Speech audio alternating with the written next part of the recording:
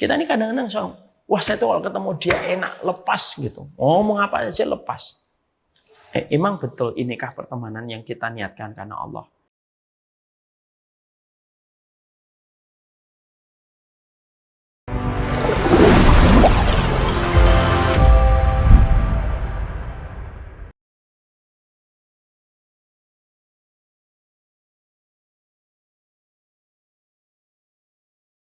Pertemanan itu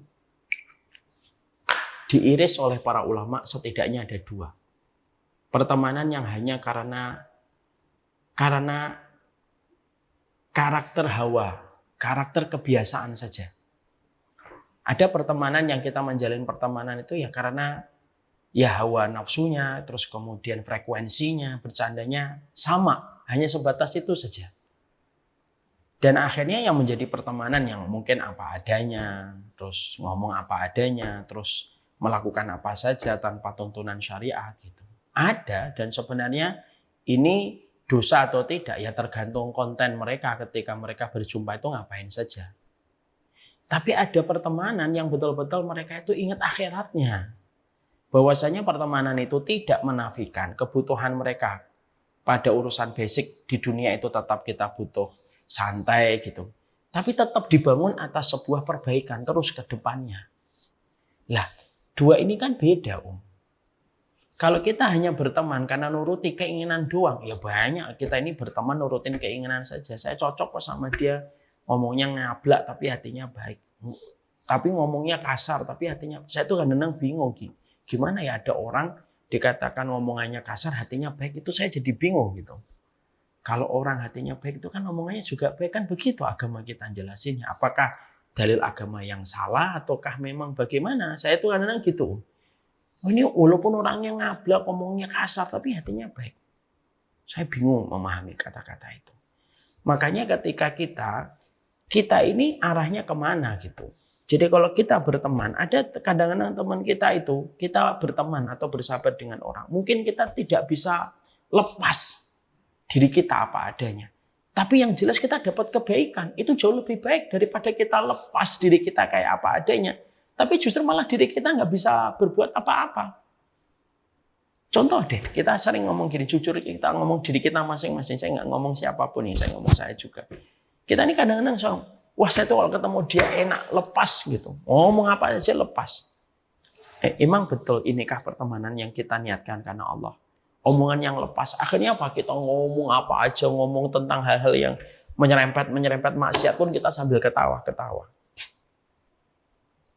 Kalau kita tanya sama para ulama, mungkin para ulama mengatakan itu bukan pertemanan yang dibangun karena Allah. Ada juga pertemanan yang kadang-kadang masih ada gengsinya, mungkin masih ada jaraknya dikit gitu. Kadang-kadang kita perkewo gitu, tapi justru ada kebaikannya. Ada kata-kata yang kita serap, mengubah kita pulang jadi lebih baik gitu. Nah sebenarnya kan begitu sebenarnya. Jadi memang agak tricky cara kita mengiris di antara dua hal ini. Kita kadang-kadang mendefinisikan pertemanan karena Allah itu yang bebas, lepas ngomong apa aja gitu. Padahal berapa banyak kita ketemu teman kita, lepas bebas ketawa ngakak 2 jam, 3 jam ngomongin apa saja. Tapi jujur deh, setelah itu pulangnya nggak ada apa-apa kebaikan kita. Mungkin di sisi Allah tuh nggak ada. Karena pada waktu kita ketemu dengan dia, nggak satu pun kita menyebutkan Allah, nggak menyebutkan tentang Rasul, nggak menyebutkan tentang masalah-masalah agama Islam, nggak menyebutkan tentang urusan kaum muslimin. Mungkin kita ketawa-ketawa 2 jam, senang. Lalu kita menutupi dengan sebuah kata, saya kalau ketemu dia tuh saya jadi apa adanya diri saya. Pertanyaan kita, yakin apa adanya diri kita ini sudah baik? Ya kalau apa adanya diri saya itu memang belum baik, ya berarti nggak ada kebaikan dong kalau kamu ketemu orang, saya kembali kepada apa adanya diri saya gitu. Ya berarti mana kebaikannya kalau kamu juga sadar bahwasanya apa adanya diri kamu itu juga belum baik. Kan begitu, sebenarnya kan begitu. Kadang-kadang kita ketemu sama teman yang kita cintai karena Allah, kita nggak se-vulgar yang pertama. Nggak bisa kita buka kayak yang pertama, tetap kita jaga, kita punya malu sama dia. Kita punya sungkan sama dia kalau ada hal-hal yang nggak baik yang kita lakukan didengar sama dia gitu. Tapi dia juga baik, hormat sama kita. Dan walaupun memang tidak sevulgar sama teman kita yang pertama, tapi setelah pulang tuh ada kebaikannya. Kita ngambil point of view hidupnya kayak apa. Oh, kita mengambil satu perubahan ketika pulang. Nah, sebenarnya ini loh yang kita butuhkan. Ini yang kita butuhkan. Yang ingin saya pertegas, yang saya ingin jadikan garis merahnya itu apa? Yaitu adalah pertemanan karena Allah itu bukan pertemanan yang semata-mata kita bisa vulgar sevulgar-vulgarnya. Apa adanya diri kita. Lalu kita akhirnya katakan inilah teman saya yang sejati. Karena dia bisa nerima saya apa adanya. Mau ngomong apa aja dia bisa ketawain saya. Gitu. Ya enggak juga kayak gitu.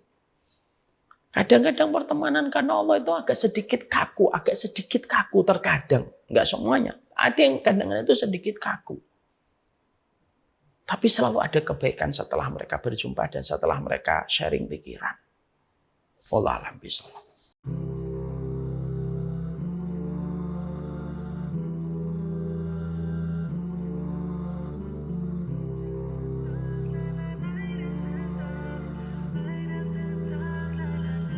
You feel it in your heart.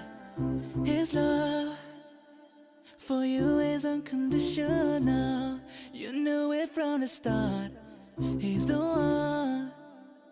This feeling is incredible. Oh yeah, yeah. Here's one thing I want you to know. Turn around, you just have to go. Don't give up, knowing you will grow. Life's a test and he will show you that there is light after dawn. Hey, yeah.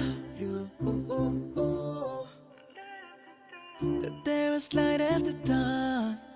Hey, yeah. Light after dark, la la, light after dawn. Light after dark, la la, light after dawn. Light after dark, la la, light after dawn. Light after dark, la la, light after dawn. Oh, when I make a wish, I know you hear me loud and clearly. Oh, Allah, when I make a wish, I know you hear me loud and clearly. Oh, oh, oh, oh, oh, oh, oh, oh, oh, oh, oh, oh, oh. Light after dark, la la, light after dark. Light after dark, la la, light after dark. Light after dark, la la, light after dark.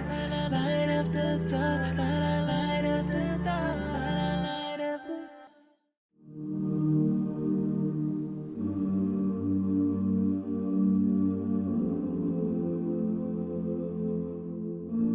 I've been holding for so long,